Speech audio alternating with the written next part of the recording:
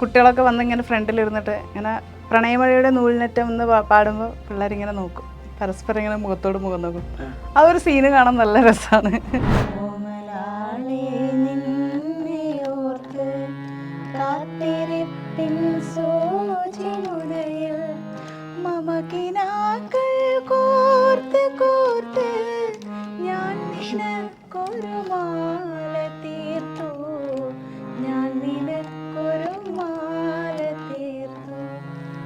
സന്തോഷമാണെങ്കിൽ അത് കാണാനും ഒക്കെയും നമ്മൾ മാത്രമേ ഉണ്ടാവൂ. അടുത്ത സുഹൃത്തുക്കൾ എന്ന് പറയുന്ന ആൾക്കാർ പോലും ചിലപ്പോഴേ ഉണ്ടാവും, ചിലപ്പം മാത്രം. അപ്പോൾ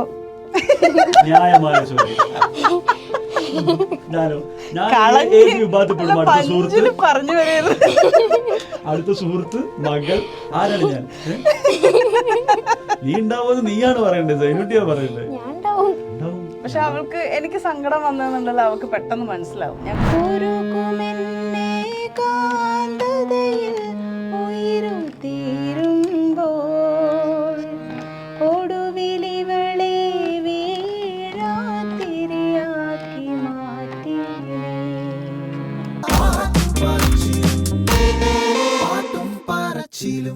പ്രണയം പാടിത്തുടങ്ങിയ, പ്രണയമഴയുടെ നൂലിനറ്റം തേടിപ്പോയ ഒരു റാസ ബീഗം എന്നൊരു കൂട്ടുകെട്ട് മലയാളികൾക്ക് വളരെ പ്രിയപ്പെട്ട ഒരു കൂട്ടുകെട്ടാണ്. ആ കൂട്ടുകെട്ടിലെ ഇംതിയാസ് ബീഗവും ഇംതിയാസ് ബീഗത്തിന്റെ റാസ ബീഗത്തിന്റെ സന്തതിയായിട്ടുള്ള സൈനുട്ടിയുമാണ് റാഷിക്കൊപ്പം ഇപ്പോൾ പാട്ടും പറസലായിട്ട് വന്നിരിക്കുന്നത്. ഇംതി, എന്താ ഹാല്? സുഖല്ലേ? ഉഷാറായി പോകുന്നില്ലേ? അപ്പോൾ സൈനുട്ടി, ഇവർ രണ്ടുപേരുടെയും ഒരു വിഷുപ്പാട്ടാണ് നമ്മൾ ആദ്യം കണ്ടത് 5 വർഷം മുമ്പ്. അങ്ങനെ മലയാളികൾക്ക് മൊത്തത്തിൽ ഇഷ്ടമായിട്ട് മലയാളികൾ മൊത്തം സ്വീകരിച്ച ഒരു ഉമ്മയും മൗളാണ് ഇപ്പോൾ നമ്മുടെ മുമ്പിലുള്ളത്. അങ്ങനെയാണ് ഇവരെ ശരിക്കും ഇൻട്രൊഡ്യൂസ് ചെയ്യേണ്ടത്. ഇപ്പോൾ 5 വർഷത്തിന് ശേഷം ഇപ്പോൾ ഈ കഴിഞ്ഞ വിഷുക്കാലത്ത് മകൾ ഒറ്റക്കാണ് പാടുന്നത്. മകൾ പാടുമ്പോൾ മകളുടെ കൂടെ ഒരു ഗിറ്റാറുള്ളത്. ഉമ്മൻ്റെ കൂടെ പാടിയപ്പോൾ അന്ന് കുഞ്ഞാണ്. ഇപ്പം വലുതാവുമ്പോൾ ഉമ്മ വേണ്ട, ഞാൻ ഒറ്റയ്ക്ക് പാടിപ്പോയിക്കൊള്ളാം എന്നുള്ള മൂടാണോ സൈനുട്ടിക്ക്? ഒറ്റയ്ക്ക് പാടാറുണ്ട്. ഇപ്പം സ്കൂളിലൊക്കെ എല്ലാവരും ഇംതിയാസ് ബീഗത്തിൻ്റെയും റസാഖിൻ്റെയും മകൾ എന്നുള്ള ലെവലിലാണോ അറിയപ്പെടുന്നത്, അല്ലെങ്കിൽ സെപ്പറേറ്റ് ഒരു ഇൻഡിപെൻഡന്റ് മ്യൂസീഷ്യൻ ആയിട്ടൊക്കെ അറിയപ്പെടാൻ തുടങ്ങിയോ? സ്കൂളിലാർക്കും ശരിക്കും എന്നെ അറിയില്ല. പാട്ടുകാരിയാണെന്ന് അറിയില്ലേ? അതറിയാം, പക്ഷെ അങ്ങനെ റാസ ബീഗം എന്നുള്ള ബാൻഡ് അങ്ങനെ ഒന്നും അറിയില്ല. ഓ, അത് ശരി. ഓക്കെ. അപ്പൊ അത് എന്തുകൊണ്ടാണ് അത് കുട്ടികൾക്ക് ഇതിന്റെ ഏതെങ്കിലും ഫ്രണ്ട്സ്, ക്ലോസ് ഫ്രണ്ട്സ് എങ്കിലും അറിയായിരിക്കുമല്ലോ? കുറച്ച് കുട്ടികൾക്കറിയാം, അത് ടീച്ചറൊക്കെ പറഞ്ഞാ മനസ്സിലായേ. ടീച്ചേഴ്സ് ഒക്കെ ഇങ്ങനെ ഫാൻസ് ഉണ്ടോ റാസ ബീഗം ടീമിന്റെ? ഇല്ല, ഇനി ആയി വരണം അല്ലേ? ശരിക്കും സൈനുട്ടിക്ക് ഗസൽസിനോടാണോ ഇഷ്ടം? എനിക്ക് ഗസൽസ് അല്ലാണ്ട് എനിക്ക് വെസ്റ്റേണിനോടാ കൂടുതൽ ഇഷ്ടം. ആണോ? വെസ്റ്റേൺ. സൈനുട്ടി പക്ഷെ കാണുന്നത് ഫസ്റ്റ് റാസയും ഇംതിയും ഇങ്ങനെ പാടുന്നതല്ലേ, പാടി തുടങ്ങി അവരുടെ ഹാർമോണിയം വായിച്ചുള്ള അല്ലെങ്കിൽ തബലന്റെ കകമ്പടിയോടുകൂടിയുള്ള പ്രാക്ടീസ് ഒക്കെ അല്ലേ സൈനുട്ടി ചെറുപ്പത്തിൽ ആദ്യം ഓർമ്മ വെക്കുമ്പോൾ കണ്ടു തുടങ്ങിയത്? ശരിക്കും സൈനുട്ടിക്ക് വേണ്ടി സെപ്പറേറ്റ് ഇംതി ഓർ അബ്ബ റാസ ഇങ്ങനെ വേറെ സൈനുട്ടിക്ക് ഇഷ്ടപ്പെടുന്ന പുതിയ പാട്ടുകളൊക്കെ പാടിത്തരാറുണ്ടോ? പാടിത്തരാറുണ്ട് ചിലപ്പോഴൊക്കെ. അപ്പം സൈനുട്ടിന്റെ ജോണർ ഇഷ്ടമുള്ള മ്യൂസിക് ഏരിയ സൈനുട്ടി ഒറ്റ കണ്ടുപിടിച്ചാണോ, തേടിപ്പോയതാണ്? വെസ്റ്റേൺ ആണ് കൂടുതലും പാടുന്നത്. സ്കൂളിലൊക്കെ പാടുന്നത് അല്ലേ? സ്കൂളിലിപ്പം വെസ്റ്റേൺ തന്നെ. ഇവര് സ്റ്റേജിലൊക്കെ പോകുന്ന സമയത്ത്, പെർഫോം ചെയ്യുന്ന സമയത്ത് സൈനുട്ടിനെ പാടിപ്പിക്കൂ എന്നൊക്കെ പറഞ്ഞിട്ട് റിക്വസ്റ്റുകളൊക്കെ എനിക്ക് വരാറുണ്ടായിരുന്നില്ലേ? പണ്ടേ വരാറുണ്ടായിരുന്നില്ലേ? അങ്ങനെയാണ് പിന്നെ നീ എറിഞ്ഞ കല്ല് അല്ലേ, മലയാളിയുടെ മനസ്സിലേക്ക് ഒരു പഞ്ചാരക്കല്ല് എടുത്തെറിഞ്ഞു സൈനുട്ടി കുറച്ച് വർഷങ്ങൾക്ക് മുമ്പ്. അതിന്റെ ശേഷം ഇപ്പോൾ സെപ്പറേറ്റ് സൈനുട്ടിന്റെ പ്രൊഡക്ഷൻസ് ഒക്കെ വരുന്നുണ്ടോ? സൈനുട്ടിന്റെ വരുന്നുണ്ട്. കോഴിക്കോടിനെ പറ്റി ഒരു പാട്ട് ചെയ്തിട്ടുണ്ട്, അത് വരുന്നുണ്ട്. ആരാ? റാസ ചെയ്ത പാട്ടാണ്. അത് പാടി കഴിഞ്ഞോ? റെക്കോർഡിംഗ് കഴിഞ്ഞോ? റെക്കോർഡിംഗ് എല്ലാം കഴിഞ്ഞു. ശരി, ഞങ്ങൾക്ക് വേണ്ടി ഒരു 2 വരി ആ പാട്ടിന്റെ ടീസർ എന്നല്ലേ? എനിക്ക് തോന്നി ഓർമ്മ തന്നെ ഉണ്ടാവില്ല, കൊറേ നാളായി അത് റെക്കോർഡ് ചെയ്ത് വെച്ചിട്ട്. ഈ അടുത്ത് വന്നിട്ട് ഷൂട്ടിങ് കഴിഞ്ഞത്, വലിയ ഓർമ്മയില്ല നോക്കത്. എനിക്ക് കൂടുതലും പ്രണയം പാടാനാണോ ഇഷ്ടപ്പെടുന്നത്? ഗസൽസിനോടായിരിക്കുമല്ലോ ആദ്യം ഇഷ്ടം തുടങ്ങിയത്, പിന്നെ നിങ്ങൾ ഓൺ പ്രൊഡക്ഷൻസ് ഒക്കെ പിന്നീടല്ലേ വന്നത് അല്ലേ? അപ്പോൾ എനിക്ക് ഈ പ്രണയം പാടുമ്പോഴുള്ളൊരു ഫീൽ എന്താ ശരിക്കും? അന്നും ഇന്നും പ്രണയം പാടുമ്പോഴുള്ള മാറ്റങ്ങൾ എന്താണ്? പ്രണയം പാടുമ്പോന്ന് വെച്ചാല് പാടുമ്പോൾ ഒരു സന്തോഷമാണ്, മുന്നിലിരിക്കുന്ന ഓഡിയൻസിനെ കാണുമ്പോൾ വേറൊരു സന്തോഷമാണ്. നമ്മളിങ്ങനെ ഫ്രണ്ടിലിരുന്ന് ഇങ്ങനെ നോക്കുമ്പോൾ ഓരോ വരികൾ അതിൻ്റെ ഒരു മീനിങ് അനുസരിച്ച് ആൾക്കാരിങ്ങനെ ഫ്രണ്ടിലിരുന്ന്, കപ്പിൾസ് ആണെങ്കിൽ അല്ലെങ്കിൽ ഇപ്പോൾ കല്യാണം കഴിക്കാൻ പോകുന്ന ആൾക്കാരായിരിക്കും, അങ്ങനെ കുട്ടികളൊക്കെ വന്ന് ഇങ്ങനെ ഫ്രണ്ടിലിരുന്നിട്ട് ഇങ്ങനെ പ്രണയമഴയുടെ നൂലിനറ്റം എന്ന് പാടുമ്പോൾ പിള്ളേരിങ്ങനെ നോക്കും, പരസ്പരം ഇങ്ങനെ മുഖത്തോട് മുഖം നോക്കും. ആ ഒരു സീന് കാണാൻ നല്ല രസമാണ്. എത്രയോ ആളുകൾ പിന്നീട് അല്ലേ റീലുകളൊക്കെ ആക്കിയിട്ട് ഇത് ഈ പാട്ടിലെ വരികൾ പലരും ഓട്ടോഗ്രാഫ് പോലെയൊക്കെ ഉപയോഗിക്കാനൊക്കെ തുടങ്ങിയതായിട്ട് ഈ ജനറേഷനിൽ പോലും ആൾ തുടങ്ങിയായിട്ടൊക്കെ കാണുന്നുണ്ട്. ചിലർക്കൊക്കെ വളരെ ചുരുക്കം ചിലർക്ക് അത് നിങ്ങളെ പാട്ടാന്ന് പോലും അറിയാതെ അങ്ങനെ ആഘോഷിക്കപ്പെടുന്നുണ്ട് ഇന്നും അല്ലേ, വർഷങ്ങളായിട്ട് അതങ്ങനെ ലാസ്റ്റ് ചെയ്തുകൊണ്ടിരിക്കുകയാണ്. എന്താണ് ആ പാട്ടിനെ കുറിച്ച്, ആ പാട്ടിന്റെ പിറവിയെ കുറിച്ചുള്ള ഓർമ്മകൾ എന്താണ് ഇംതിയാസിന്റെ? ഒരുപാട് ഇന്റർവ്യൂസിൽ അത് പറഞ്ഞിട്ടുണ്ട്. ഞാൻ റാസ അലൈനിലും ഞാൻ നാട്ടിലും നിൽക്കുമ്പോൾ എനിക്ക് പോകാൻ വേണ്ടി അലൈനിലേക്ക് എനിക്കും മോൾക്കും പോകാൻ വേണ്ടി വിസയും ടിക്കറ്റും ഒക്കെ എടുത്ത് വെയിറ്റ് ചെയ്തിരിക്കുന്ന ഒരു ടൈം ഉണ്ടല്ലോ, അതെപ്പോഴും ഞാൻ എടുത്തു പറയും. നമ്മൾ എന്തിനാണോ നമ്മൾ അങ്ങോട്ടേക്ക് പോകാൻ വേണ്ടി എല്ലാം റെഡി ആയി കഴിഞ്ഞാൽ പിന്നെ സമയം മെല്ലെ മെല്ലെ നീങ്ങിപ്പോകും, പിന്നെ അങ്ങോട്ട് പോവത്തേ ഇല്ല. ഇത് എന്താ ഇത്ര നീളം നമ്മൾ കരുതുമല്ലോ. അങ്ങനെ ഇരിക്കുന്ന ഒരു മൊമെന്റിലാണ് റാസ എനിക്ക് ഈ പാട്ട് കമ്പോസ് ചെയ്ത് അയച്ചു തരുന്നത്. അതെ അതെ. കേൾക്കുന്ന ഒരു ദിവസം രാവിലെ ഉറങ്ങി എണീക്കുമ്പോൾ തന്നെ, രാവിലെ എണീറ്റ് നമ്മൾ ഫോൺ നോക്കുമ്പോൾ കുറേ നോട്ടിഫിക്കേഷൻ ഇങ്ങനെ വന്ന് കിടക്കുമല്ലോ, സൈലന്റ് ആക്കിയിട്ടായിരിക്കും ഉറങ്ങുന്നുണ്ടാവുക. അപ്പോൾ റാസയുടെ ഒരു മെസ്സേജ് അതിൽ കിടക്കുന്ന ഒരു ഓഡിയോ ഞാനിങ്ങനെ കമ്പോസ് ചെയ്തതാണ്, കേട്ടു വെക്കുക എന്ന് പറഞ്ഞിട്ട് അയച്ചിട്ടേക്കാണ്. അങ്ങനെ ഞാൻ കേട്ടു നോക്കുമ്പോൾ നല്ല രസമുണ്ട് കേൾക്കാൻ. ഇതുവരെ നോർമലി പുള്ളിക്കാരൻ എന്തൊക്കെയോ ചുമ്മാ ഇരുന്ന് കമ്പോസ് ചെയ്യാറുണ്ട്, അതുപോലെ അല്ല, ഇതിനെന്തോ ഒരു സ്ട്രൈക്ക് ചെയ്യണ ഒരു സാധനം ഉണ്ട് നന്ദന്. അതെ, അങ്ങനെ തോന്നി എനിക്ക്. ഞാൻ വേഗം കിച്ചണിലേക്ക് പോയി ഉമ്മാക്ക് ഇത് കേൾപ്പിച്ചു കൊടുക്കുകയാണ്. ഉമ്മ റാസ കമ്പോസ് ചെയ്തതാണെന്ന് പറഞ്ഞിട്ട് ഉമ്മാക്ക് കേൾപ്പിച്ചു കൊടുത്തു.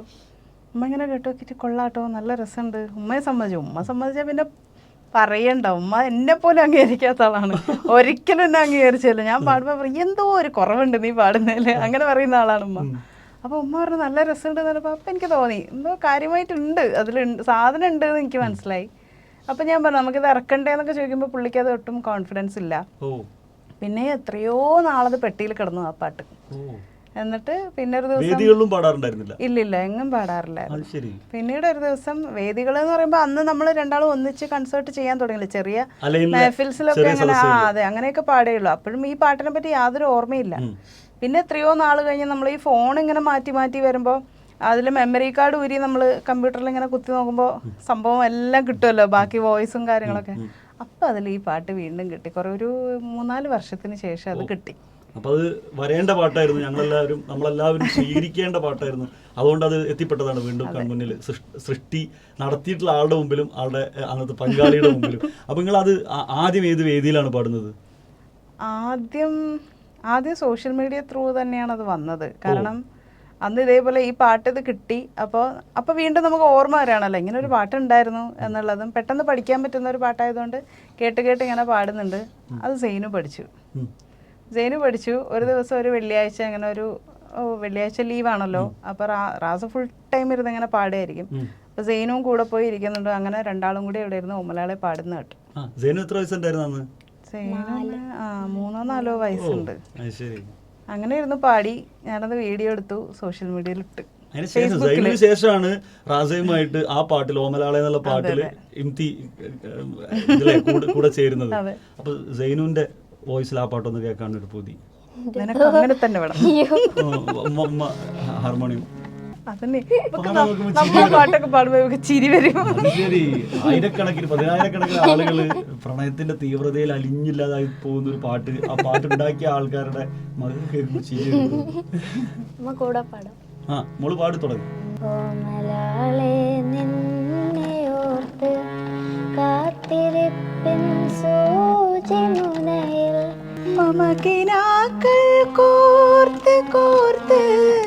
ഞാൻ നിനക്കൊരു മാല തീർത്തു, ഞാൻ നിനക്കൊരു മാല തീർത്തു, ഓമലാളെ നിന്നെയോർത്ത് കാത്തിരിപ്പിൻ സൂചിമുനയിൽ മമകിനാക്കൾ കോർത്ത് കോർത്ത് ഞാൻ നിനക്കൊരു മാല തീർത്തു, ഞാൻ നിനക്കൊരു മാല തീർത്തു.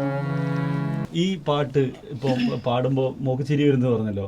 പിന്നീട് നീ എറിഞ്ഞ കല്ലെന്നുള്ള പാട്ടും നിങ്ങൾ കമ്പോസ് ചെയ്തിട്ട്, റാസ കമ്പോസ് ചെയ്തിട്ട് അവളെ കൊണ്ട് പാടിപ്പിച്ചതാണല്ലോ. അപ്പോൾ ആ പഠിപ്പിക്കുന്ന ഘട്ടം എങ്ങനെയാണ്? സൈനുട്ടിനെ ഒരു പാട്ട് പഠിപ്പിക്കൽ എങ്ങനെയാണ്? വളരെ ശ്രമകരമാണോ?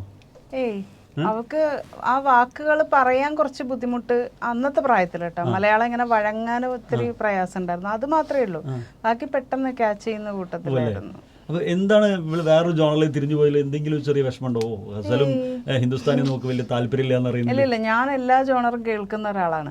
അപ്പോ അവൾ അതിലേക്ക് തിരിയുമ്പോ ഞാനടക്കം അത് കേൾക്കുമ്പോ നല്ല രസമുണ്ട്. അതിന്റെ ഓർക്കസ്ട്രേഷൻ ആയാലും ഭയങ്കര രസമുള്ള ഒരു സാധനമാണ്. വണ്ടി ഡ്രൈവ് ചെയ്ത് പോകുമ്പോഴൊക്കെ നമുക്ക് കേൾക്കാൻ പറ്റിയ ഒരു സാധനം. അപ്പൊ അത് മെയിനായിട്ട് അത് കേൾക്കുന്ന ഒരാൾ നമ്മളെ കൂടെ ഉണ്ട് എന്ന് പറയുമ്പോ നമുക്കും അതിനൊരു ഗ്രോത്ത് ഉണ്ടാവുമല്ലോ.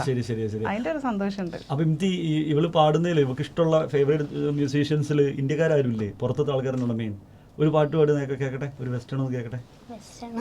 ഇഷ്ടമുള്ള അവള് എന്റെ തനി പകർപ്പ. ഏതെങ്കിലും പാട്ട് പാടാൻ നേരത്ത് പണ്ട് ഉമ്മാനോട് ചോദിക്കും, ഏതാ പാടാ, അത് പാടാല്ലേ എന്ന് ചോദിക്കും. അതേപോലെ അവൾ എന്നോട് ചോദിക്കും.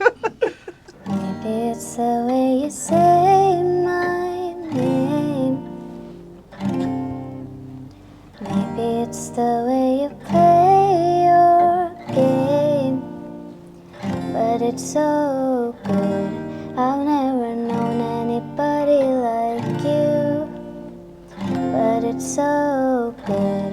I've never dreamed of nobody like you.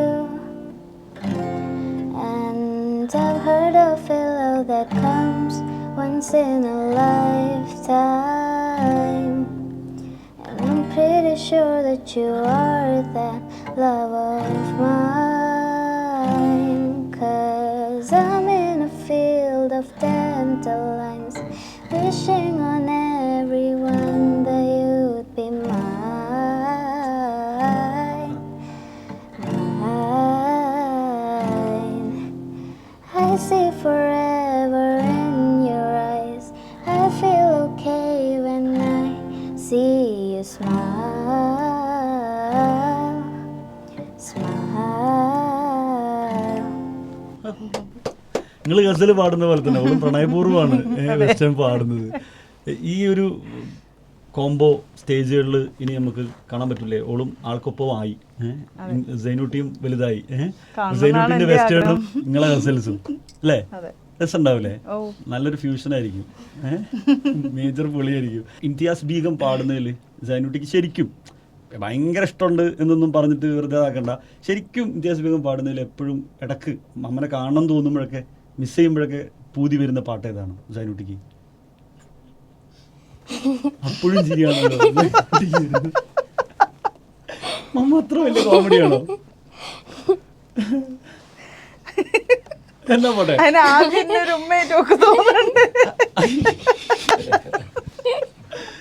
ഞങ്ങളെങ്കിലും ഉമ്മ മോള് എന്നുള്ള ബന്ധം. ഈ കമ്പനിക്കാരി ചങ്ക് ഈ പൂക്കി പാടുന്നതിൽ ഏറ്റവും പ്രിയപ്പെട്ട പാട്ട് ഏതാ? ഇവരെ പാട്ടെന്നാവണമെന്നില്ല. ഉമ്മ കർണാടക അങ്ങനെ കർണാടക സംഗീതം അത് പഠിച്ചോണ്ട് അത് കേൾക്കാൻ നല്ല രസം. ആ സംഗതികളൊക്കെ അങ്ങനെയല്ല, എനിക്ക് അങ്ങനെ ഒരു പാട്ടല്ല, കീർത്തനങ്ങൾ പാടുമ്പോഴാ അമ്മ അങ്ങനെ വെറുതെ ഇരുന്നൊക്കെ അങ്ങനെ പാടുമ്പോ അത് കേൾക്കാൻ രസം. ഞാൻ പ്രാക്ടീസ് ചെയ്യുമ്പോ കൂടുതലും ഹിന്ദി കർണാടിക് മ്യൂസിക് ആണ് പ്രാക്ടീസ് ചെയ്തത്, പഠിച്ചത് അല്ലേ? അത് ഇവക്ക് പഠിപ്പിക്കാൻ താല്പര്യമില്ല, ഇവക്ക് അതിനോട് വലിയ താല്പര്യമില്ലാത്തതുകൊണ്ടാണോ അങ്ങനെ ആ വഴിക്ക് വിടാഞ്ഞത്? ഇല്ല, അവളുടെ ഒരു വോക്കൽ അതിന് പറ്റിയതായിട്ട് എനിക്കും റാസയ്ക്കും തോന്നിയിട്ടില്ല. അപ്പൊ ഞങ്ങള് ഹിന്ദുസ്ഥാനി പഠിപ്പിക്കാനാ നോക്കിയത്. ഹിന്ദുസ്ഥാനി സ്റ്റാർട്ട് ചെയ്ത ടൈമിൽ ഞങ്ങള് ഒരിടത്ത് പഠിപ്പിച്ചിരുന്നു. പിന്നെ ആ മാഷ് ഇവിടുന്ന് പോയി, പിന്നെ ഇങ്ങനെ വെസ്റ്റേണിന്റെ വഴിക്ക് പോയി, പിന്നെ ഗിറ്റാർ പഠിപ്പിക്കാൻ തുടങ്ങി. ഇങ്ങനെ ഡൈവേർട്ടായി ഓളോളെ വഴിക്ക് ഇങ്ങനെ പോകുന്നുണ്ട്. നമ്മളൊന്നിനും പുഷ് അവർക്ക് ഇഷ്ടമുള്ള പാട്ടുകൾ അവർക്ക് ഇപ്പൊ ഗിറ്റാർ വായിച്ച് പാടാൻ പറ്റുന്നുണ്ടോ? അത് തന്നെ സന്തോഷം. അവനവന്റെ സുഖത്തിന്. നിങ്ങള് മോള് പറഞ്ഞ ഏതെങ്കിലും ഒരു കീർത്തനോ?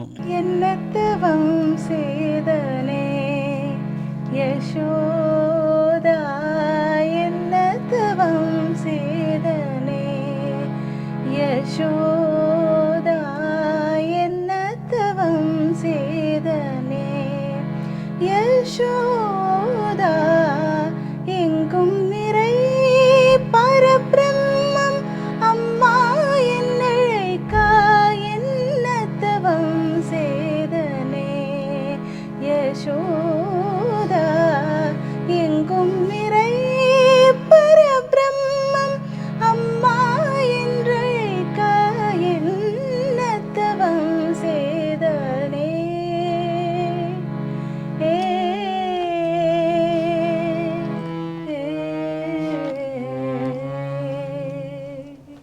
വെറുതെ അല്ല കേട്ടോ നമുക്ക് ഇഷ്ടപ്പെടുന്നത്.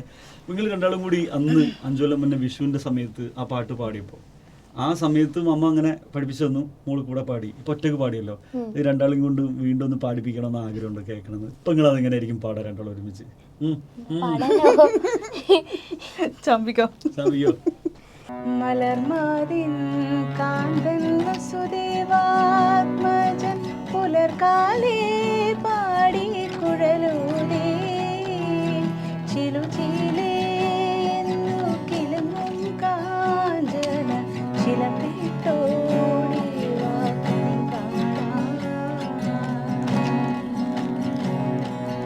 കണി കാണും നേരം കമലനേത്രന്റെ നിറമേഴും മഞ്ഞത്തുകിൽ ചാർത്തി കനകക്കിങ്ങിണി വളകൾ മോതിരെ അണിഞ്ഞു കാണേണം ഭഗവാനെ, അണിഞ്ഞു കാണേണം ഭഗവാനെ, അണിഞ്ഞു കാണേണം ഭഗവാനെ. നിങ്ങൾ രണ്ടുപേരും കൂടി ഒരുമിച്ച് പ്രോഗ്രാമിന് പോകുമ്പോഴാണെങ്കിലും അല്ലാതെ ഇംതി ഇപ്പോൾ ഒറ്റക്ക് പ്രോഗ്രാം ചെയ്യുന്നുണ്ട്. അപ്പോൾ ഈ പറഞ്ഞ മാതിരി ഈ ഹിന്ദുസ്ഥാനി ജോണറിൽ നിന്ന് ഇറങ്ങിയിട്ടുള്ള അല്ലെങ്കിൽ ആ സ്റ്റൈലിൽ നിന്ന് ഇറങ്ങിയിട്ടുള്ള പാട്ടുകൾ പാടാനൊക്കെ ആയിട്ടുള്ള ഫർമായിശ് വരാറുണ്ടോ? ഉണ്ടല്ലേ. അപ്പം ആസ്വദിച്ച് പാടുന്ന പാട്ട് ഏതാണ് ഇംതി? അങ്ങനെ ആദ്യം ചോദിക്കുമ്പോൾ ഫസ്റ്റ് പാടുന്ന ഒരു പാട്ട് ഏതാണ്? എന്നാലും കർണാട്ടിക് ടച്ചുള്ളതിൽ ഇപ്പോൾ സിനിമാ പാട്ടായിക്കോട്ടെ ഇംതിക്ക് കുറച്ചുകൂടി ഇഷ്ടമുള്ള പാട്ട് ഏതാണ് പാടുമ്പോൾ? എനിക്ക് തോന്നുന്നു ഞാനെപ്പോഴും എന്നാലും ഞാൻ ചൂസ് ചെയ്യുമ്പോൾ ഏതെങ്കിലും പാടുമോ എന്ന് പറയുമ്പോൾ നമ്മൾ ചിലപ്പോൾ ആ പാട്ട് അറിയില്ലെങ്കിൽ നമ്മൾ വേറൊരു പാട്ട് പാടാമെന്ന് അറിയാലോ, അപ്പോഴും ഞാൻ ചൂസ് ചെയ്യുമ്പോൾ അത് ഹിന്ദുസ്ഥാനിയിലേക്ക് തന്നെ ഇങ്ങനെ വരുന്നുണ്ടെന്ന് തോന്നുന്നു. എത്ര കൊല്ലം കർണാട്ടിക് പഠിച്ചു? 10 വർഷം പഠിച്ചു. 10 വർഷം കർണാട്ടിക് അഭ്യസിച്ച ആളാണ് പാടി അങ്ങനെ അറിയാതെ ഹിന്ദുസ്ഥാനിയിലേക്ക് തെറിച്ചു പോകുന്നത് പറയുന്നത്. എനിക്ക് തോന്നുന്നു ഞാൻ കർണാടക സംഗീതം പാടുമ്പോഴും എന്നെ പഠിപ്പിച്ച ഗുരുക്കന്മാർ എന്നോട് പറയാറുണ്ട്, കുട്ടി തുറന്നു പാട് എന്ന് പറയുമ്പോൾ എൻ്റെ സൗണ്ട് എല്ലാ ഇൻസ്ട്രുമെൻസും വന്നു കഴിഞ്ഞാലും ഒക്കെയും എൻ്റെ സൗണ്ട് വളരെ പതുക്കിയിട്ടേ കേൾക്കാൻ പറ്റും. എൻ്റെ സൗണ്ട് മൈക്കില്ലാതെ പുറത്തേക്ക് വരില്ല. സംസാരിക്കും പോലെയല്ല, പാടുമ്പോൾ കുറച്ചും കൂടി കുറയാറുണ്ട്. അപ്പോൾ അതൊക്കെ കഴിഞ്ഞിട്ട് ഞാൻ കർണാടക സംഗീതം ഞാനൊരു 10 വർഷം പഠിച്ചിട്ട് 10ാം ക്ലാസ് എത്തിയപ്പോൾ ഞാൻ ജസ്റ്റ് ഒന്ന് ഡ്രോപ്പ് ചെയ്തു, അവിടെ ഒരു ബ്രേക്ക് എടുക്കാമെന്ന് കരുതിയിട്ട്. പിന്നെ ഞാൻ +2 ഒക്കെ കഴിഞ്ഞിട്ട് ഞാൻ ഹിന്ദുസ്ഥാനി പഠിക്കാൻ വേണ്ടിയിട്ട് പോയി. കണ്ണൂരുള്ള വിജയപ്രഭു എന്ന് പറയുന്ന ഒരു ടീച്ചറടുത്ത്. ടീച്ചർ ബ്ലൈൻഡാണ്, ടീച്ചർ പെട്ടി വായിച്ച് പാടും. ടീച്ചറുടെ അടുത്താണ് ഞാൻ പഠിക്കാൻ പോയത്. അപ്പോൾ നമ്മളെ കൊണ്ട് പാടിച്ച് നോക്കുമല്ലോ, ആദ്യമായിട്ടൊരു പാട്ട് പാടിച്ചു നോക്കിയപ്പോൾ ടീച്ചർ എന്നോട് പറഞ്ഞു, അല്ല കുട്ടി നീ എങ്ങനെയാണ് കർണാടക സംഗീതം പഠിച്ചതെന്ന് എന്നോട് ചോദിച്ചു. ഞാൻ ചോദിച്ചത് അതെന്ത് പറ്റി? നല്ല നിന്റെ സൗണ്ട് കർണാടക സംഗീതത്തിന് ചേരില്ല, നീ ഹിന്ദുസ്ഥാനിക്കുള്ളതാണ് എന്ന് പറഞ്ഞിട്ട്. അങ്ങനെ ഗുരുക്കന്മാരെ കിട്ടിയിട്ടാണ് അതിലേക്ക് എത്തിയത് അല്ലേ? അതെ. ഓക്കെ. അപ്പം എന്നാലും ഒരു കർണാട്ടിക് എന്ന് പറയുമ്പോൾ നമുക്ക് അവൈലബിൾ ആയിട്ടുള്ള നമ്മളെ മൈൻഡിലേക്ക് വരുന്ന കുറേ പാട്ടുകളല്ലേ, അതൊന്ന് കേൾക്കാൻ. രവീന്ദ്ര മാഷിന്റെ പാട്ടുകള്. വാർമുകിലേ വാനിൽ നീ വന്നു നിന്നാലോർമകളിൽ ശ്യാമവർണ്ണൻ കളിയാടി നിൽക്കും കദനം നിറയും യമുനാ നദിയായി നീ വഴിയേ വാർമുകിലേ വാനിൽ നീ വന്നു നിന്നാലോർമകളിൽ ശ്യാമവർണ്ണൻ. മാന്തി nailed it അല്ലേ? അപ്പോൾ നിങ്ങളെ ആ നീറിഞ്ഞ കല്ല് അത് ആരാ പഠിപ്പിച്ചിരുന്നത്? റാസ പഠിപ്പിച്ചിരുന്നു. റാസ ഇങ്ങനെ ട്യൂൺ ചെയ്തതിന് ശേഷം അത് കേട്ട് പഠിച്ചു. ആര് ട്രാക്ക് പാടിയത് കേട്ടിട്ട് പഠിച്ചോ? ഇല്ല, അത് ശരിക്കും അലയിലുള്ള ടൈമിൽ നമ്മൾ കമ്പോസ് ചെയ്ത പാട്ടാ. അപ്പോഴേ അവള് കേൾക്കുന്നുണ്ട്. ഇല്ല, നമ്മളെന്ന് വെച്ചാൽ ഒരു പാട്ട് കമ്പോസ് ചെയ്യുമ്പോൾ പിന്നെ ഒരാഴ്ചയോളം വീട്ടിൽ അതന്നെ ആയിരിക്കും എല്ലാവരും മൂളി നടക്കുക, 3 ആളും. അപ്പൊ കമ്പോസ് ചെയ്യുമ്പോ തന്നെ ചിലപ്പോ റാസ അവിടെ നിന്ന് കമ്പോസ് ചെയ്യുന്നുണ്ടാവും, ഇവളതിന്റെ ഇടയ്ക്ക് ആ താളത്തിന് ഇങ്ങനെ ചാടി ചാടി ഇങ്ങനെ പോകുന്നുണ്ടാവും, അവിടെ നിന്ന് ഡാൻസ് കളിക്കുന്നുണ്ടാവും, അല്ലെ പോയി കളിയാക്കുന്നുണ്ടാവും, ഇത് വേറെ ഏതോ പാട്ടിലുണ്ട്, ഇങ്ങനെയൊക്കെ പറയുന്നുണ്ടാവും. അന്നേ പറയും ഇങ്ങനത്തെ വേറെ ഏതോ ഒരു പാട്ടുണ്ട്.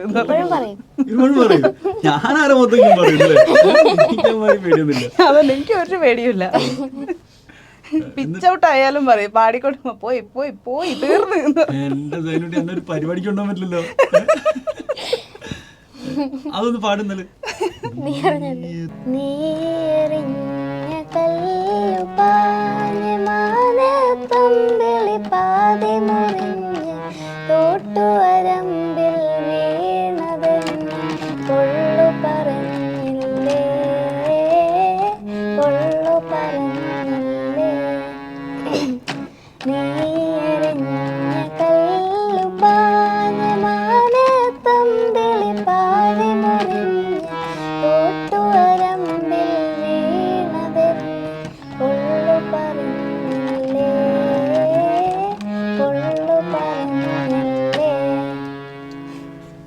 ജൈനുട്ടിക്ക് ഫ്രണ്ടിലേക്ക് വരാൻ ലേശൊരു പ്രയാസമുണ്ട് അല്ലേ? മടി ഇങ്ങനെ തള്ളി കൊടുക്കും. പാടം ഇങ്ങനെ പൊട്ടാറുണ്ട് കുറച്ച് അല്ലേ? അത് ഈ ഒരു ജോണറിലെ പാട്ട് മാത്രമാണ് കേട്ടോ. അല്ലാത്തിനില്ല. അവളതിന് ഒന്ന് കാണട്ടെ ജൈനുട്ടിന്റെ എനർജറ്റിക് ആയിട്ടുള്ള ഒരു പെർഫോമൻസ്, ഇഷ്ടത്തോടു കൂടിയുള്ള. देखो देखो कैसे बातें यहाँ की, है साथ पर है साथ ना की, क्या कितनी आसान है. देखो देखो जैसे मेरी इरादे वैसे कहा तेरे यहाँ की, हाँ कितनी नादान है. मेरे हुस्ने के अलावा कभी दिल भी मांग लो ना, आए पल में मैं बिगड़ जाऊँ. हाँ अब ऐसा ना करो कि दिल जलना पाए वापस, तेरे बातों से बिखर जाऊँ. हाँ माना जमाना है दीवाना, इसीलिए तूने न जाना, तेरे लिए मैं काफी हूँ. देखो देखो ये जमाने से थक कर आते हो क्यों मासूम बनकर, तेरे लिए मैं क्या ही हूँ. ആഹാ. ഇതൊക്കെ ഈ സ്പോർട്സിൽ വല്ലതും താല്പര്യമുണ്ടോ? ഈ മ്യൂസിക് ഒന്നും അല്ലാതെ എന്താണ് ജൈനുട്ടിക്ക് കുറച്ചുകൂടി താല്പര്യമുള്ളത്? ഗുസ്തി വീട്ടിൽ. ഇംതിയാസ് ബീഗത്തെ പോലെ അല്ലെ റസാക്കിനെ പോലെ ഒരു മ്യൂസീഷ്യനായി മാറാൻ ആഗ്രഹിക്കുന്നുണ്ടോ? പ്രൊഫഷണൽ മ്യൂസീഷ്യനായിട്ട് ഉണ്ട്, ഓ ഉറപ്പാണ്. യെസ്. പക്ഷെ കുറച്ചൊരു മടി സിംഗർ ആവണമെന്നേ ഉള്ളൂ. സിംഗർ ആവണമെന്നേ സിംഗർ ഉള്ളൂ. ആവണമെന്ന് അറിയാം. അബ്ബ കമ്പോസ് ചെയ്യുന്ന പോലെയൊക്കെ എപ്പോഴെങ്കിലും വെസ്റ്റേൺ ഓർ എന്തെങ്കിലും കമ്പോസ് ഒക്കെ ചെയ്യാൻ പറ്റും എന്നൊക്കെ ഒരു തോന്നലുണ്ടോ, അല്ലെങ്കിൽ ആഗ്രഹമുണ്ടോ? ഓൺ ചെയ്ത് കമ്പോസിഷൻ നോക്കണം, ചെയ്ത് നോക്കണം. പ്രൊഡ്യൂസ് ചെയ്യാൻ പഠിക്കണം എന്നുണ്ട്. എന്ത്? പ്രൊഡ്യൂസ് ചെയ്യാനൊക്കെ. ഓ, മ്യൂസിക് പ്രൊഡക്ഷൻ പഠിക്കണമെന്ന് ആഗ്രഹമുണ്ട് അല്ലേ? ആ, കൊള്ളാം കൊള്ളാം. ഇപ്പം ശരിക്കും സ്കൂളിൽ പോകാൻ താല്പര്യമുണ്ടോ? അതായിരിക്കില്ല തോന്നുന്നു. അതെനിക്ക് മാത്രമല്ല, അത് ആർക്കുമില്ല. അത് എല്ലാ ജനറേഷനിലും കണക്കല്ല അങ്ങനെ. ഇഷ്ടത്തോട് പോകുന്നല്ല, കഷ്ടപ്പെട്ടാ. എങ്ങനെയുണ്ട് സ്കൂൾ? എങ്ങനെയുണ്ട് ഇപ്പത്തെ? പ്രശ്നമില്ല. പ്രശ്നമില്ല, പ്രശ്നം ഉണ്ടാക്കണം താല്പര്യമില്ല. അഡ്ജസ്റ്റ് ചെയ്യാൻ. അപ്പം റീലിലൂടെ ഒക്കെ ഇങ്ങനെ ഇപ്പം സൈനൂസ് കഫേ എന്ന് പറഞ്ഞ ഇൻസ്റ്റാ പേജ് ഒക്കെ ഉണ്ട് ജൈനുട്ടിക്ക്. കുറെ മുമ്പേ ജൈനുട്ടി ഈ സോഷ്യൽ മീഡിയയിലൊക്കെ ഉമ്മന്റെയും അപ്പന്റെ ഒക്കെ പോലെ തന്നെ ഫേമസുമാണ്. പക്ഷെ അതൊന്ന് കുറച്ചുകൂടി ഒന്ന് ആക്റ്റീവ് ആക്കി എടുക്കണം എന്നൊക്കെ ഉള്ള ഒരു തോന്നലുണ്ടോ? അതിനുവേണ്ടി എന്താ കളിക്കുന്നത്? ലൈവിലൊക്കെ വരാറുണ്ടോ ഇടയ്ക്ക് ഇങ്ങനെ സൈനൂസ് കഫേയില്? ഇല്ല, കാണാറില്ല സൈനുവിനെ. ഇല്ല, ഇപ്പൊ അടുത്തായിട്ട് ഞാനിങ്ങനെ ലൈവിലൊന്നും വന്നിട്ടില്ല. വലിയ താല്പര്യമില്ല. അതൊക്കെ ആവുമ്പോ ആവട്ടെ കൂടാ. അവൾക്ക് ഇഷ്ടമുള്ള ഓരോ പാട്ടുകൾ അവള് ചൂസ് ചെയ്തിട്ട് യൂട്യൂബ് നോക്കി അതിന്റെ കോഡ്സ് ഒക്കെ പഠിച്ച് എന്നോട് പറയും, ഇത് നാളെ റെക്കോർഡ് ചെയ്യണം കേട്ടോ, ഇത് വീഡിയോ എടുക്കണം, പോസ്റ്റ് ചെയ്യാനുള്ളതാണ് എന്ന് പറഞ്ഞാല് ഞാൻ പിന്നെ അതിനൊരു സമയം കണ്ട് റെക്കോർഡ് ചെയ്ത് കൊടുത്ത് അപ്ലോഡ് ചെയ്യും. ആണ്ടിലൊരിക്കലും മൂഡ് വരും. അതെ, ഇൻസ്റ്റഗ്രാമിൽ ഞാനാണ് നോക്കുന്നത്. അപ്പോൾ അതിങ്ങനെ പോസ്റ്റ് ചെയ്യാൻ വേണ്ടിയിട്ട് എല്ലാം ഇട്ടിട്ട് സൈനു വന്നോ ക്യാപ്ഷൻ ഇട്, കാരണം എനിക്കിതിന്റെ പേരൊന്നും അറിയത്തില്ല, എന്താ ക്യാപ്ഷൻ ഇട്ടോ എന്നിട്ട് കൊടുക്കും. സൈനുവിന്റെ ഈ ഗിറ്റാറിന്റെ കഥ, സൈനുവിന് ഗിറ്റാർ പഠിക്കുന്ന സമയത്ത് വാങ്ങിച്ചു തന്നാണോ? അല്ല, ഇത് കൊറേ മുമ്പ് അലൈനിന്ന് അവിടുന്നുള്ള ഗിറ്റാറാണ്. ആർക്ക് വാങ്ങിച്ച ഗിറ്റാർ? അത് നിങ്ങൾക്ക് വാങ്ങിച്ച ഗിറ്റാറാണ്? അല്ല, റാസ ഓരോ പ്രാന്ത് മൂത്തിട്ട് ഇങ്ങനെ വാങ്ങിയതാ. ഓരോ ഇൻസ്ട്രുമെന്റ് ഓരോ ഇൻസ്ട്രുമെന്റ് വാങ്ങി വെച്ചു. പക്ഷെ ഇപ്പൊ ഇത് കയ്യിൽ നിന്ന് വിടലില്ല. ഇല്ല, ഇത് കയ്യിൽ വിട്ടില്ല. ഇത് പിന്നെ സൈനു പഠിക്കാൻ തുടങ്ങിയപ്പോ ഇത് കൊണ്ടുപോയി ഒന്ന് റെഡിയാക്കി എടുത്ത് പഠിക്കാൻ വേണ്ടിട്ട് അവക്ക് കൊടുത്തു. ഇനി സൈനുട്ടിക്ക് ഏറ്റവും നല്ല സുഹൃത്തായിട്ട് എപ്പോഴും ഗിറ്റാർ ഉണ്ടാവും അല്ലേ? അത് വേറെ ആരെയും വിട്ടുകൊടുക്കില്ല. അതുപോലെ ഇന്തി ചെറുപ്പത്തിലേക്ക് കൊണ്ടുനടക്കുന്ന ഹാർമോണിയാണോ അത്? അല്ല, എന്റെ ഹാർമോണിയം എന്റെ വീട്ടിൽ എന്റെ വാപ്പാന്റെ അടുത്ത് ഭദ്രമായിട്ടുണ്ട്. അതെന്താ വാപ്പ ആധാരമൊക്കെ സൂക്ഷിക്കുന്നത്? അതെന്താ അങ്ങനെ പാടുന്ന സ്റ്റേജിൽ പോകുന്ന എനിക്ക് വിട്ടു തരാൻ എന്താ അവിടെ സൂക്ഷിക്കുന്നത് തിരുവനന്തപുരത്ത്? അതൊരു നിധി പോലെ സൂക്ഷിക്കുന്ന ഒരു സാധനം ആയതുകൊണ്ട്. അപ്പൊ നിധി കാക്കുന്ന ഭൂതം ആണോ? കാക്കേണ്ട ഭൂതം അല്ല, ഭൂതം അവിടെ വീട്ടിലുണ്ട്. എന്റെ വാപ്പാണ് ഭൂതം. അതെന്താണ് ആ ഹാർമോണിയെ പറ്റി അങ്ങനെ സൂക്ഷിക്കുന്ന കാര്യം എന്താ? അതിന്റെ കഥ എന്താ? അത് ഞാൻ 9ാം ക്ലാസ്സിൽ പഠിക്കുമ്പോൾ എനിക്ക് പഠിക്കാൻ വേണ്ടി വാപ്പ വളാഞ്ചേരിന്ന് അറുമുഖൻ എന്ന് പറയുന്ന ഒരാളുണ്ട്, ഹാർമോണിയം ഉണ്ടാക്കുന്ന പ്രശസ്തനായ ഒരാളാണ്. അദ്ദേഹത്തിന്റെ കയ്യിൽ നിന്ന് ഉണ്ടാക്കി വാങ്ങിയതാണ്. അപ്പൊ നമ്മൾ പൈസയൊക്കെ കൊടുത്ത് ഒരുപാട് നാളത് വെയിറ്റ് ചെയ്ത് നമ്മൾ തന്നെ അതിന് വേണ്ട മരം ഒക്കെ നമ്മളിങ്ങനെ ചൂസ് ചെയ്യും. അയാളിങ്ങനെ വിളിച്ച് ചോദിക്കും ഏത് മരമാണ് ഇതിന് എടുക്കേണ്ടത്, എത്ര വേണം, ഡബിൾ റീഡ് വേണോ, ട്രിബിള് വേണോ, സിംഗിള് വേണോ, ബെല്ലോസ് എങ്ങനെ വേണം, എല്ലാം ഇതിന്റെ കട്ട ഏത് കളർ വേണം, അത് എങ്ങനത്തെ ഷേപ്പ് വേണം, എല്ലാം ചോദിക്കും. കസ്റ്റമൈസ്ഡ് സാധനം. അതെ, കൈ കൊണ്ടാണ് എല്ലാം ചെയ്യുന്നത്. മറ്റേ സിനിമയിൽ പറഞ്ഞ പോലെ കൈപ്പണിയാന്ന് പറയില്ലേ, അതുപോലെയാണ് മൂപ്പരെല്ലാം ചെയ്യുന്നത്. ഇല്ല ഇല്ല, അദ്ദേഹം മരിച്ചുപോയി. മോനുണ്ട് ഇപ്പൊ, മോനിപ്പോ ചെയ്യുന്നുണ്ട്. അത് വായിക്കും, അത് വല്ലപ്പോഴേ നമ്മൾ അങ്ങനെ എടുക്കാറുള്ളൂ. അത് കാരണം അത് ട്രാവൽ ചെയ്യാനൊന്നും എടുക്കരുത് എന്ന് അന്നേ അദ്ദേഹം പറഞ്ഞിരുന്നു. കൊണ്ടുവരുമ്പോഴേ ആറുമുഖേട്ടം പറഞ്ഞിരുന്നു. അതെ, നമ്മൾ കൂടുതലും പ്രോഗ്രാമിന് ഇങ്ങനെ കൊണ്ട് ട്രാവൽ ചെയ്യുക, അത് തന്നെ വളരെ സേഫ് ആയിട്ടുള്ള ഒരു കവറൊക്കെ ഇതാക്കിയിട്ട് വേണം കൊണ്ടുപോകാൻ. പിന്നെ നമ്മൾ മെനക്കെടാൻ നിന്നില്ല അത്. കാരണം അത് വല്ലപ്പോഴും ഇങ്ങനെ വീട്ടിൽ പോകുമ്പോൾ ഒരു മേഫിലൊക്കെ കൂടുമ്പോൾ അതെടുത്ത് വായിക്കാൻ ഭയങ്കര രസമാണ്. ഇപ്പോഴും അത് ഉണ്ടാക്കി കൊണ്ടുവന്നതിൻ്റെ ആ ഒരു സ്മെല്ല് ആ പെട്ടി ഇങ്ങനെ തുറക്കുമ്പോൾ ഉണ്ട്. ശരിക്കും വേറെ ആൾക്ക് അകമ്പടി വായിക്കാനായിട്ട് എനിക്ക് താല്പര്യമുണ്ടോ ഹാർമോണിയം? അല്ലെങ്കിൽ ഇന്ത്യ പാടുമ്പോൾ മാത്രമാണോ ഇന്ത്യ ഹാർമോണിയം വായിക്കാറുള്ളത്? എനിക്ക് ഇത് കൂടെ ഉണ്ടെങ്കിൽ ഒരാൾ കൂടെ ഉള്ളൊരു ബലമാണ്. അത് നമ്മളിപ്പോൾ ഒറ്റയ്ക്ക് പാടുമ്പോഴായാലും ഇത് വായിച്ച് പാടുമ്പോഴായാലും അതിൻ്റെ ഒരു വ്യത്യാസം ശ്രദ്ധിച്ചാൽ ഇതായത് ഇതിങ്ങനെ ഇതിനൊരു താങ്ങ് ഇങ്ങനെ കൊടുക്കുന്നുണ്ട്. നമ്മൾ കൈ കൊണ്ടും താങ്ങ് കൊടുക്കുന്നുണ്ട്, പാട്ടിനായാലും ഇതിൻ്റെ കൂടെ ഇങ്ങനെ സിങ്ക് ചെയ്തങ്ങ് പോകും. അപ്പം അതെല്ലാവരും എന്നോട് പറഞ്ഞിട്ടുണ്ട്. പെട്ടി വായിച്ച് പാടുമ്പോൾ വേറെ തന്നെ ഒരു ഫീലാണ് എന്ന് പറയാറുണ്ട്. ഏറ്റവും ഇന്ത്യനെ ഇൻസ്പയർ ചെയ്തിട്ടുള്ള അല്ലെങ്കിൽ കേൾക്കുമ്പോൾ വീണ്ടും വീണ്ടും കേൾക്കാൻ പുതിയ തോന്നിയിട്ടുള്ള ഒരു മ്യൂസീഷ്യനാണ് നമ്മുടെ ഇന്ത്യയിലുള്ള സൈനുവിൻ്റെ പോലെ വിദേശത്തേക്ക് പോകാതെ ഇവിടെ ഇന്ത്യയിലുള്ള ഒരു അങ്ങേരുടെ പാട്ടുകൾ, അങ്ങേര് കമ്പോസ് ചെയ്ത അല്ലെ ആ സ്ത്രീ കമ്പോസ് ചെയ്ത പാട്ടുകൾ എനിക്ക് വളരെ പ്രിയപ്പെട്ടതാണ്. അങ്ങനെ പറയാൻ ഒരാളാരാണ് എനിക്ക്? എന്നാലും ഗസൽസിൽ ആരാണ്, ഗസൽ പാടുന്നതിൽ ആരെയാണ് ഏറ്റവും ഇഷ്ടപ്പെടുന്നത്? ഏറ്റവും കൂടുതൽ ആരുടെ പാട്ടുകൾ, ആരുടെ ഗസലുകളാണ് ഇംതിയാസ് സ്റ്റേജിലൊക്കെ പാടാറുള്ളത്? ഞാൻ കേൾക്കാനും പാടാനും ഇഷ്ടപ്പെടുന്നത് ജഗജിത് സിംഗ്, ചിത്ര സിംഗിൻ്റെ തന്നെയാണ്. പക്ഷെ എന്നാലും നമ്മുടെ സ്റ്റേജിലൊന്നും ഇപ്പം അധികം ഇതൊന്നും പാടാനുള്ള അവസരം കിട്ടാറില്ല. നമ്മുടെ ഓൺ കമ്പോസിഷൻ കുറേ ഇറങ്ങിയതുകൊണ്ട് ആൾക്കാർ ആ ഒരു പാട്ട്, ബാബുഖാൻ്റെ പാട്ടുകൾ അങ്ങനെ ആയിട്ട് ഗസൽസ് ശരിക്കും കുറവാണ്. ഒരു 5 പാട്ടായിരിക്കും നമ്മൾ ഗസൽസ് പാടുക. തുടങ്ങുന്നത് ചിലപ്പോൾ മേഹദി ഉസ്താദിലായിരിക്കും തുടങ്ങുക, പിന്നെ ഒരു ഗുലാം അലി സാബ്, പിന്നെ ജഗജിത് സിംഗ്, പിന്നെ ഉമ്പായിക്ക, അങ്ങനെ ഒരു 5 പാട്ട്. ഇപ്പോൾ ജഗജിത് സിംഗിന്റെ എനിക്ക് ഫേവറേറ്റ് ഒരു ഗസലുണ്ട്. തുമ്നെ ദിൽ കി ബാത് കഹ ദി ആജ് അച്ഛാ ഹുവാ,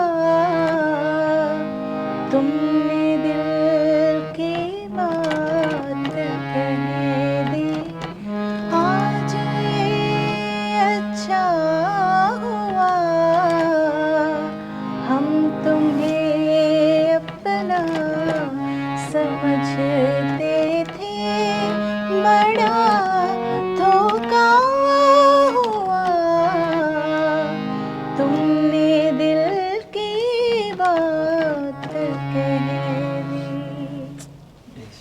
ഞാനത് പാടാൻ കാരണം എൻ്റെ വാപ്പാക്ക് ഭയങ്കര ഇഷ്ടമുള്ളൊരു പാട്ടാണ്. അപ്പോൾ എപ്പോഴും ഇങ്ങനെ പെട്ടിയെടുത്തിരിക്കുമ്പോൾ എന്നോട് പറയും ആ പാട്ട് പാടിത്തരുമോ എന്ന് ചോദിക്കും. നിങ്ങൾ മാത്രമാണോ ശരിക്കും ഒരു മ്യൂസീഷ്യൻ? അല്ല, ഉമ്മ ഇപ്പം പാടും. പക്ഷെ അവരൊന്നും ഇല്ല, അതെ, അങ്ങനെ എത്തിയിട്ടില്ല. ആർക്കും പഠിക്കാനുള്ള ഒരു അവസരം കിട്ടിയിട്ടില്ല. അതുകൊണ്ട് ആ ആഗ്രഹങ്ങൾ മൊത്തം തീർത്തത് എൻ്റെ അടുത്താണ്. ഞാനിപ്പോൾ എവിടെയെങ്കിലും നമ്മളിപ്പോൾ തിരുവനന്തപുരത്ത് നിന്ന് കണ്ണൂരേക്ക് വന്നു എന്നുണ്ടെങ്കിൽ സ്കൂൾ അന്വേഷിക്കുന്നതിലും മുന്നേ ആദ്യം അന്വേഷിക്കുന്നത് എവിടെയാണ് പാട്ട് പഠിപ്പിക്കുന്ന ഒരു സ്ഥലമുള്ളത്. അപ്പോൾ അതുകൊണ്ട് ഞാൻ തിരുവനന്തപുരത്ത് പഠിച്ചിരുന്നത് ഓമനക്കുട്ടി ടീച്ചർ അടുത്തൊന്നും, കണ്ണൂർ എത്തിയപ്പോൾ കൈതപ്പുറം ദാമോദരൻ നമ്പൂതിരി സാറിന്റെ സ്വാതി തിരുനാൾ കലാകേന്ദ്രം, അവിടെയാണ് പഠിച്ചത്. ഏറ്റവും നല്ലത് എവിടെയാണോ അവിടെയാണ് ചേർത്തത്.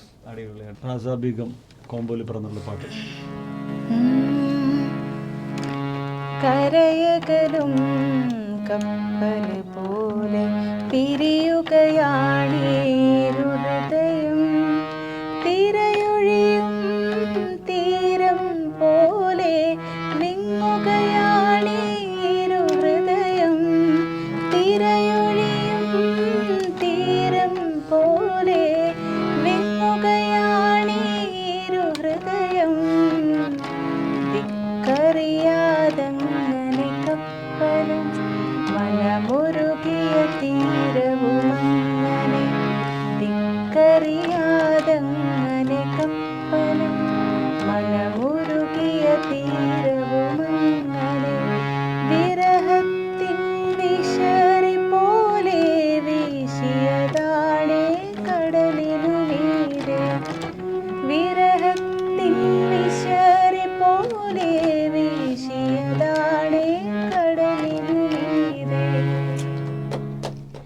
അല്ല ഇതിന്റെ ഈ സ്റ്റൈലുണ്ടല്ലോ, പ്രോഗ്രാമിനൊക്കെ വരുമ്പോൾ പൊതുവെ ഈ തലയൊക്കെ വർണ്ണശബളമായ കെട്ടുകൾ, ഇത് ഈ ഒരു സ്റ്റൈലിനെ ആളുകൾ എങ്ങനെയാണ് പരാമർശിച്ചിട്ടുള്ളത്? വിമർശനങ്ങളോ അങ്ങനെ എന്തെങ്കിലുമൊക്കെ നേരിടേണ്ടി വന്നിട്ടുണ്ടോ? എങ്ങനെ, എന്ത്? അതിപ്പോ നമ്മൾ എങ്ങനെ നടന്നാലും വിമർശിക്കാൻ ആൾക്കാരുണ്ടാവും. ഉറപ്പ്. എന്നാലും ഈ ഒരു സമയത്ത് ഷോർട്ട് ഹെയർ ഒക്കെ ആക്കിയ സമയത്ത് കുറെ സോഷ്യൽ മീഡിയയിലൂടെ അല്ലെ ഏറുകളൊക്കെ ഉണ്ടായിരുന്നു. ഷോർട്ട് ഹെയർ ആക്കിയതിനല്ല, തട്ടഴിച്ചതിനായിരുന്നു ഏറുണ്ടായിരുന്നത്. തട്ടഴിച്ചിട്ട് പെർഫോം ചെയ്തിട്ടുണ്ടോ? ഇല്ല. അപ്പൊ വിമർശനങ്ങൾ ഭയന്നിട്ടാണോ അതോ? ഇല്ല, അതുകൊണ്ടല്ല. എനിക്ക് സ്റ്റേജിൽ എനിക്ക് കോൺഫിഡൻസ് ഇത് തന്നെയാണ്. പിന്നെ ആൾക്കാർ എന്നെ കാണാൻ ആഗ്രഹിക്കുക. അവര് എന്നെ കണ്ടു തുടങ്ങുമ്പോഴേ ഞാൻ തലയിൽ തട്ടുള്ള ആളായിരുന്നു. ആ ഒരു ഇതിൽ തന്നെയാണ് അവരിപ്പോഴും എന്നെ കാണാൻ ആഗ്രഹിക്കുന്നത്. അപ്പോൾ അവർക്ക് എന്താണോ ഇഷ്ടം, ആ 2.5 മണിക്കൂറിൽ സ്റ്റേജിലിരിക്കുമ്പോൾ ഞാൻ ഈ അപ്പിയറൻസ് ഇങ്ങനെ തന്നെ ആയിരിക്കും. അത് കഴിയുമ്പോൾ എൻ്റെ പേഴ്സണൽ ലൈഫാണല്ലോ, അപ്പം എനിക്ക് തട്ടഴിക്കാമല്ലോ. അപ്പോൾ ആ തട്ടഴിച്ചാണ് സോഷ്യൽ മീഡിയയിലൊക്കെ കുറേ. അതെ. അതിപ്പോൾ സ്കാർഫ് ഇട്ടാൽ എന്നോട് പറയും, അയ്യോ ഇങ്ങനെ ടർബൺ കെട്ടുന്നതാട്ടോ ഭംഗി എന്ന് പറയാൻ ഒരു കൂട്ടം ആൾക്കാരുണ്ടാവും. ടർബൺ കെട്ടിയാൽ പറയും ഇതെന്താണ് മുല്ലാക്കന്മാരുടെ കെട്ടാണ്, മറ്റേതാണ് ഭംഗി, ഇത് എന്താണ് എന്തോ സിക്കുകാരോ എന്തൊക്കെയോ പറയാറുണ്ട് ആൾക്കാർ. അങ്ങനെയാണെന്ന് പറയാം. അപ്പൊ ഞാനിപ്പോ എങ്ങനെ നടന്നാലും ഇപ്പോഴും ഇംതിയാസ് ബീഗത്തിന് കുറെ ഉപദേശങ്ങളും അല്ലെങ്കിൽ കുറെ സെന്റികളൊക്കെ കാണേണ്ടി വരുന്നുണ്ട് സോഷ്യൽ മീഡിയയിൽ അല്ലേ? എന്താണ് അത് എങ്ങനെ ഡീൽ ചെയ്യുന്നത്, ഹാൻഡിൽ ചെയ്യുന്നത്? ഇതേപോലെ തന്നെ ആൾക്കാർ ബഹുജനം പലവിധം എന്ന് പറഞ്ഞ മാതിരി അത് സോഷ്യൽ മീഡിയ ഉള്ളിടത്തോളം കാലം ആൾക്കാർ അത് പറഞ്ഞുകൊണ്ട് നടക്കും. നമുക്ക് സോഷ്യൽ മീഡിയയിലൂടെ ആണല്ലോ റീച്ച് കിട്ടിയത്. സ്വാഭാവികമായിട്ട് അവിടെ നിന്നുള്ള ഏറുകളും തടുക്കാനുള്ള കഴിവ് വേണം അല്ലേ? അപ്പൊ എന്താണ് ഏറുകൾ ആവശ്യത്തിന് മാത്രം, ആവശ്യമുണ്ടെങ്കിൽ മാത്രമേ എറിയാവൂ, അല്ലാതെ വെറുതെ എറിയാൻ നിൽക്കരുത്. അല്ല, ഇപ്പൊ ഈ സിമ്പതിക്കാരോട് എങ്ങനെയാണ്, സിമ്പതിക്കാർ ഏതൊക്കെ തരത്തിലാണ് വരുന്നത്? ഈ വിഷമം പങ്കിടാൻ വരുന്ന ആൾക്കാരൊന്നും നമ്മളെ ലൈഫിൽ ഉണ്ടാവില്ല കൂടെ. അത് മാത്രം ഓർത്താൽ മതി. നമ്മൾ at the end of the day നമ്മൾ മാത്രമേ ഉണ്ടാവൂ. നമ്മളെ സങ്കടം കേൾക്കാനും കിടന്ന് കരയുന്നത് കാണാനും സന്തോഷമാണെങ്കിൽ അത് കാണാനും ഒക്കെയും നമ്മൾ മാത്രമേ ഉണ്ടാവൂ. അടുത്ത സുഹൃത്തുക്കൾ എന്ന് പറയുന്ന ആൾക്കാർ പോലും ചിലപ്പോഴേ ഉണ്ടാവും, ചിലപ്പം മാത്രം. എപ്പോഴൊന്നും ഞാൻ പറഞ്ഞില്ലേ, ചിലപ്പോഴും മാത്രമേ ഉണ്ടാവൂ അവർ. അപ്പോൾ ന്യായമായ ചോദ്യം. പറഞ്ഞു വരുന്നത് അടുത്ത സുഹൃത്ത്, മകൾ, ആരാണ് ഞാൻ? നീ ഉണ്ടാവുമെന്ന് നീയാണ് പറയണ്ടത്, സൈനുട്ടിയാ പറയണ്ടേ? പക്ഷെ അവൾക്ക് എനിക്ക് സങ്കടം വന്നതെന്നുണ്ടല്ലോ, അവൾക്ക് പെട്ടെന്ന് മനസ്സിലാവും. ഞങ്ങൾ ഇതുവരെ അത് ഷെയർ ചെയ്തിട്ടില്ല. പക്ഷെ എൻ്റെ മുഖം ഒന്ന് വാടുന്നതോ, ഞാൻ റൂമിലിരിക്കുമ്പോൾ അവളിങ്ങനെ വെറുതെ ഇങ്ങനെ വന്ന് നോക്കുമ്പോൾ ഓക്കെ അല്ല, ഞാൻ ഇങ്ങനെ നോക്കുമ്പോൾ എൻ്റെ നോട്ടത്തിൽ തന്നെ അവൾക്ക് മനസ്സിലാവും ഞാൻ ഓക്കെ അല്ല. അപ്പം മെല്ലെ ടി വി ഒക്കെ ഓഫ് ചെയ്തിട്ട് മെല്ലെ വരും എൻ്റെ അടുത്തേക്ക്. ഓടി വന്ന് എന്നെ കെട്ടിപ്പിടിച്ച് കിടക്കും. അല്ലെങ്കിൽ എനിക്കൊരു 2 ഉമ്മയൊക്കെ തോന്നും. എൻ്റെ കൂടെ വന്നിരുന്ന് വെറുതെ തമാശയൊക്കെ പറഞ്ഞാൽ എന്നെ അങ്ങ് ഡൈവേർട്ട് ചെയ്ത് ഇവളെ ഓക്കെ ആക്കും. അടിപൊളി. അതാണ് ഞാനോന്നുള്ള ചോദ്യം. കുറച്ച് ഇങ്ങനെ ഇമോഷണൽ ആവും. മതി. അതാണല്ലോ സൈനുട്ടി. അപ്പൊ സൈനുട്ടിന്റെ ഈ പറഞ്ഞ മാതിരി വേഷവിധാനത്തിലേക്ക് ആളുകൾ ഇപ്പൊ കയറി തുടങ്ങി. ഇപ്പൊ ലേറ്റസ്റ്റ് ഇപ്പൊ വിഷു പ്രമാണിച്ചിട്ട് വന്ന സമയത്ത് സൈനുട്ടി അല്ലേ ഒരു കോമൺ ഒരു അപ്പിയറിലാണ് വന്നത്. ഈ തട്ടത്തിന്റെ ഉള്ളിലേക്ക് വന്നില്ല. അപ്പൊ സൈനുട്ടി കേൾക്കുന്നുണ്ടോ അങ്ങനെ ഉപദേശങ്ങള്? മമ്മ വഴിയാണോ ഉപദേശങ്ങൾ വരുന്നത്? ഉപദേശങ്ങൾ ഇതുവരെ കിട്ടിയിട്ടില്ല. ഇല്ല, അതിനെ ഞാൻ മൈൻഡ് ചെയ്യാൻ തയ്യാറല്ല അല്ലേ?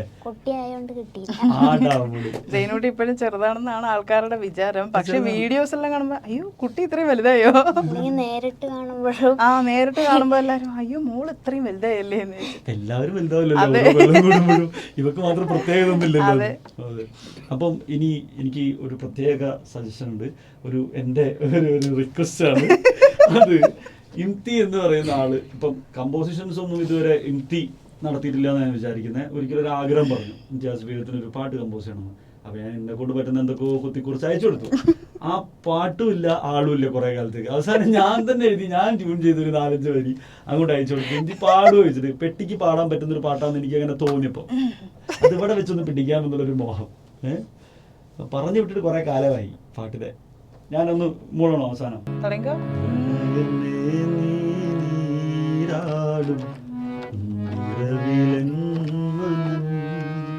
പ്രണയമേ നീ നീരാടും നിറവിലെൻ മനം, പുതിയതായി പൊഴിഞ്ഞുള്ള മഴയിൽ മണം, ഒരുക്കുമെന്നെ കാന്തതയിൽ ഉയരും തീരുമ്പോൾ,